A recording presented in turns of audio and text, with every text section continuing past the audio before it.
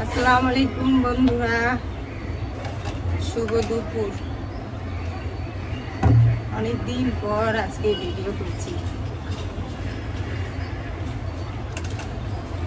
আপনারা হয়তোবা কেউ জানেন, বা আমার আত্মীয় স্বজন যারা কেউ জানেন, হয়তো কেউ জানেন না যে আমার মা 16 তারিখে ওনার মৃত্যু হয়েছে। এই তো জুনের 16 তারিখ। তাই এতদিন ভিডিও করি না, মনও ভালো না, কিছু না। আর হচ্ছে আজকে প্রায় 15 দিন কি 16 দিন পর ভিডিও করছি। আর ফির বার্থডে গেল কবে? 11 তারিখে। 11 তারিখে ভিডিও করছি ওর বার্থডেতে। আর এই যে আজকে 16 দিন পর কি বলবো সেটাও তো ভুলে গেছি। এতদিন ভিডিও করি নাই তো, আপনাদের সাথে কি বলবো, কিভাবে কথা বলবো সেটাও আর মনে আসতেছে না। আর 2 বছর 2.5 বছরের ভিতরে মা বাবা সবাই চলে গেল। দেখেন আমাদের কি ভাগ্য। 2023-এ আমার আব্বু ওনার মৃত্যু হলো, ভিডিওতে তো বলছিলাম। আর এই যে 2025-এও আমার মা চলে গেল, ওনার মৃত্যু হলো।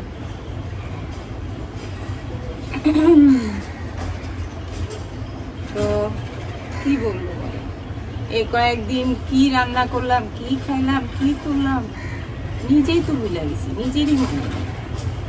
আর আপনাদেরকে কি শেয়ার করব? যদিও আমার আত্মীয় স্বজন জানে, আর যারা না জানেন তাদেরকে এখন বললাম। এই তো একদম সুস্থ ছিল আমার মা, মানে ভিতরে অসুস্থ, কাউকে বলতো না। ওনার নাকি এই ফুসফুসে পানি এসে পড়ছিল, কিন্তু উপরে একদম আমাদের মতো সুস্থ দেখাইতো, সব কাজ করতো, সব কিছু করতো। কিন্তু হঠাৎ করে একদিন নাকি ওনার শ্বাস মানে নিতে কষ্ট হইতেছে। তো আমার ভাই বোন সবাই নিয়ে গেল হসপিটালে, বলতেছে যে আমার শ্বাস নিতে কষ্ট। আমি যতটুকু আর কি শুনছি আমার ভাই বোনের কাছ থেকে, আমি তো দূরে থাকি, ওরা তো কাছে থাকে, ওরা তো সবসময় একসাথে থাকে, আমি আবার দূরে থাকি। তো ওদের কাছ থেকে শুনলাম যে হঠাৎ নাকি ওনার শ্বাস নিতে কষ্ট হচ্ছিল। তো আমার ভাই বোনেরা নিয়ে গেল হসপিটালে, সেখানে নিয়ে সাথে সাথে আইসিইউতে হলো। আইসিইউতে 2 দিন ছিল। 2 দিন যাই দেখলাম। এমনি তাকাই তো দেখতো, কিন্তু কথা বলতে পারতো না। কথা বলবো কিভাবে? যে মুখের ভিতরে গলায় এই মোটা মোটা পাইপ দিয়ে রাখছে। আইসিইউতে তো জানেনি, যারা জানে না। তো দেখছি ভালোই, কিন্তু 3 দিনের দিন সকালে ওনারা বলতেছে আপনার মা আর নাই। মানে বিশ্বাসই হয় না। আমরা 6 ভাই বোন, এখনো মনে হয় না যে আমার মা নাই, হঠাৎ করে চলে গেল। আমার আব্বু গেল 23-এ, আর আমার মা গেল 25-এ। বিশ্বাস হয় বলেন? আর এই যে এখানে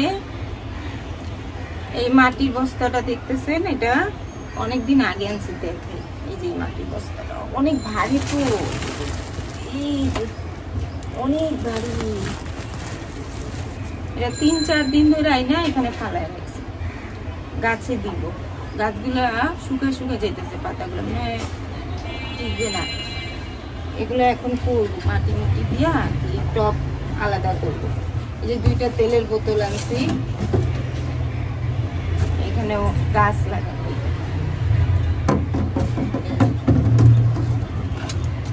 এখন না, আগে রান্না শেষ করবো, হয়তো শরীরে মাটি থাকবে, রান্না করলে মাটি মাটি বালু বালু লাগবে। এটা তো রান্না শেষ করে আসি, তারপর। এটা হচ্ছে ডিমের খোসা। ডিমের খোসা জমায়া এই যে পাউডার করছি, এটাও দিব মাটি। আমার মরিচ গাছে আবার মরিচ হয়েছে, দেখাই আপনাদের।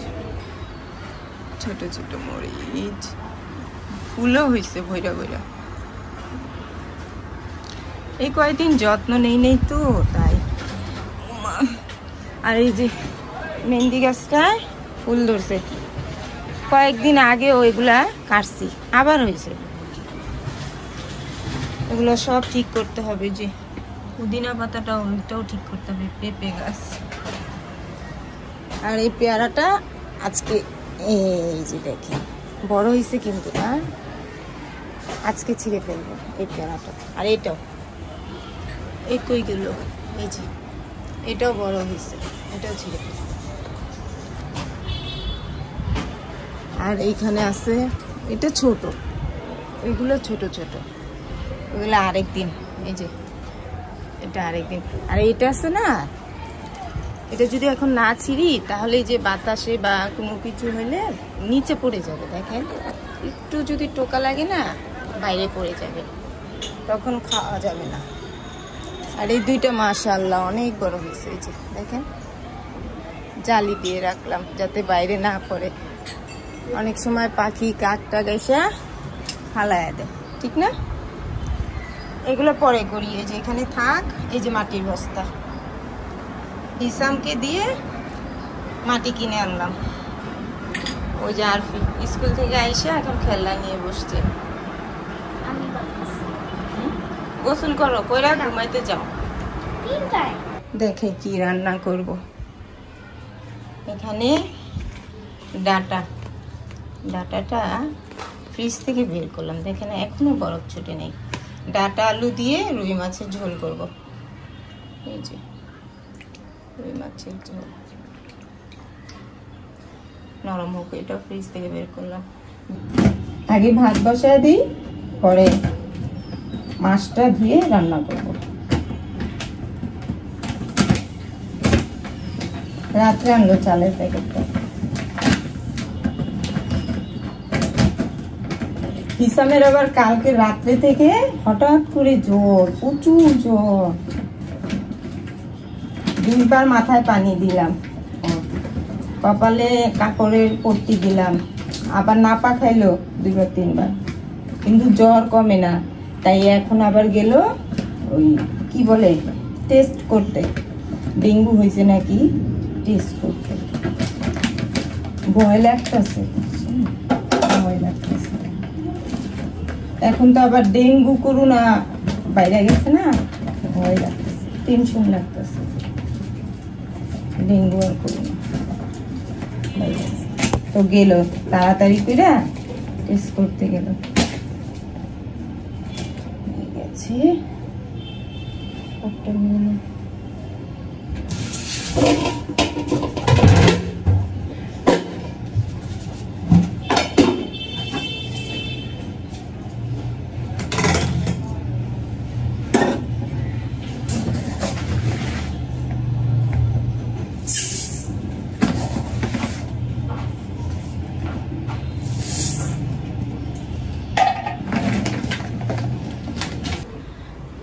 ইসামের রিপোর্ট দিবে সন্ধ্যায়। জ্বর এমনি হালকা কমছে না? হ্যাঁ একটু কমছে।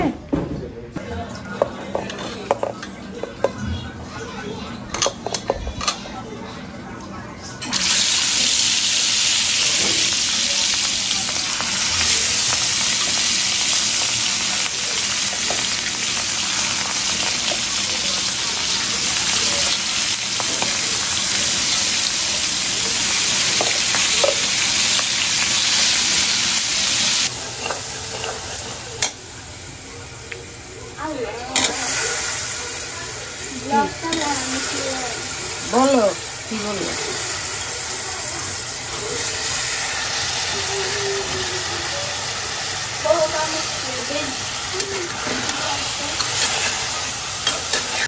রান্নার ফাঁকে ঘরটা গুছিয়ে আসলাম। আর এই হচ্ছে মাছের ঝোল, রুই মাছ, সুন্দর না? এটা দিয়ে আজকে ভাত খাওয়া হবে। আর এই যে রান্নাঘর এখন সব পরিষ্কার করব। রান্নাঘর পরিষ্কার করা হলে আবার যাব বারান্দা, মাটিগুলো সব টপে রাখতে হবে। যে হিসাব জ্বর তো তাই ঘুমিয়ে আছে। সকালে একটু নাস্তা খাইলো, অল্প, অর্ধেক পরোটা। এই যে এই ঘরেও ঝাড়ু দেওয়া হয়েছে।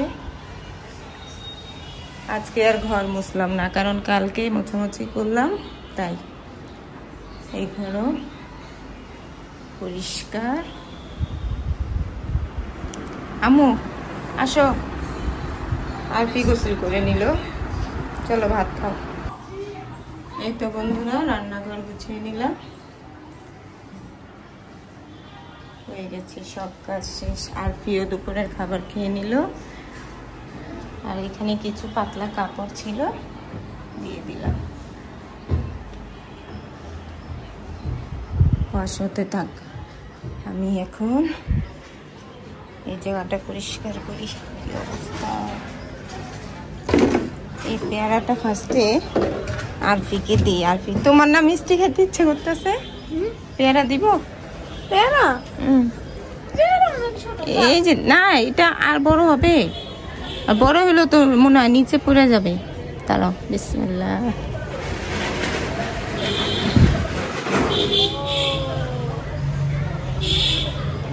দেখছ?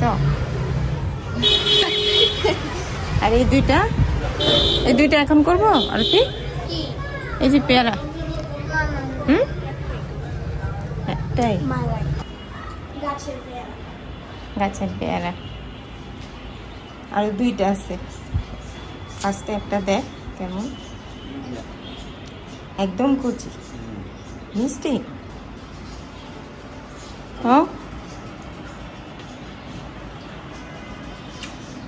কেমন? মিষ্টি না? ওই দুইটাও কি এখন পারবো না পরে? পরে, ঠিক আছে।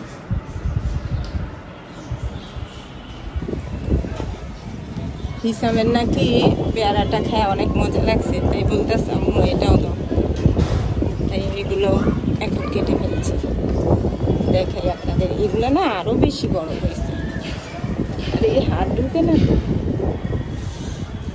উল্টা।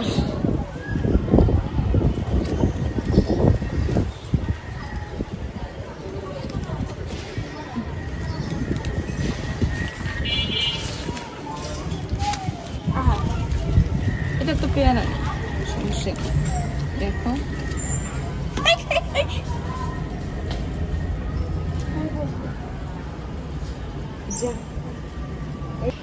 এত ভয় ভয় রাখছিলাম পেয়ারাগুলা, এইরকম একটা সাইজের নিচে পুরো গেল, এই যে চালে।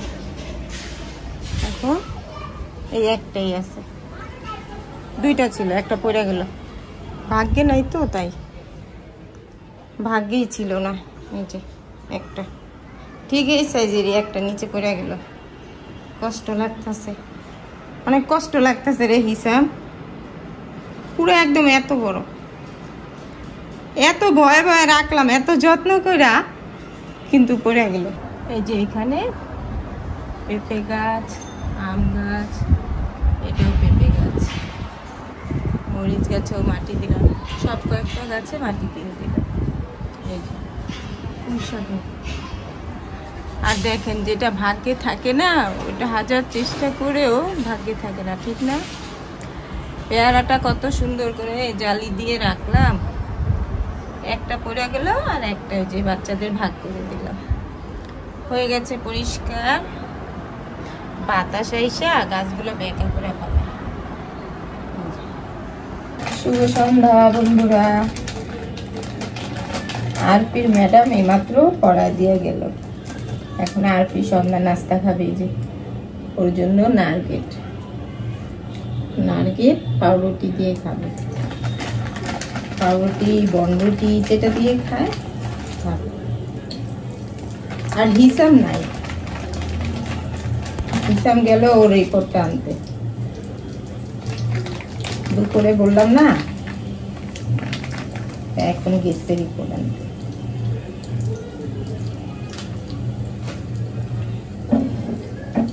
মনে মনে দোয়া করতেছি, আল্লাহ যাতে শুধু জ্বর হয়ে যাতে একদিনই ভালো হয়ে যায়,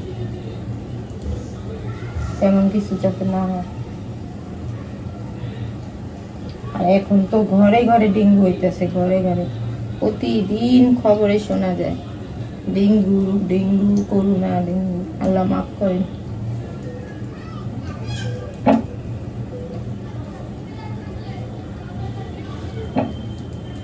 দুপুরে ভাতও খায়নি, জ্বরের জন্য ভাতও খায়নি।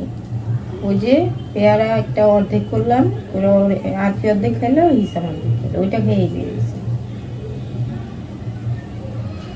দুপুরে যে তরকারিটা মজা হয়েছে, খুব মজা হয়েছে। অনেকদিন পর রুই মাছ রান্না করলাম।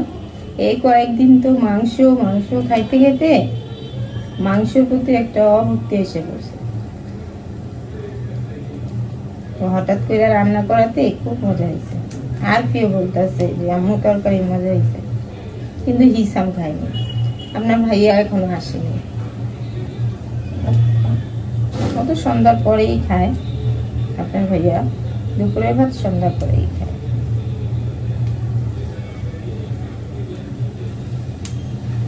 আমি কিন্তু সন্ধ্যায় চা খাওয়া বাদ দিয়ে দিছি। সন্ধ্যায় কিন্তু আমি চা খাই না অনেকদিন ধরে, এক টাইম খাই শুধু সকালে। সকালে চা না খেলে মাথা ব্যথা করে, কাজ করার এনার্জি পাই না, তাই আর কি খাই। নয়তো ইচ্ছা তো আমার যে সকালেও খাবো না, একদম টোটাল চা খাওয়া বাদ দিয়ে দিব। হয়ে গেছে।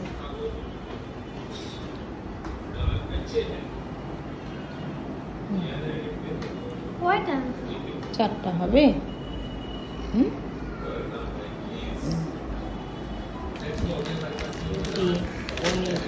দেখো পালায় না, পনিরটা দেখো।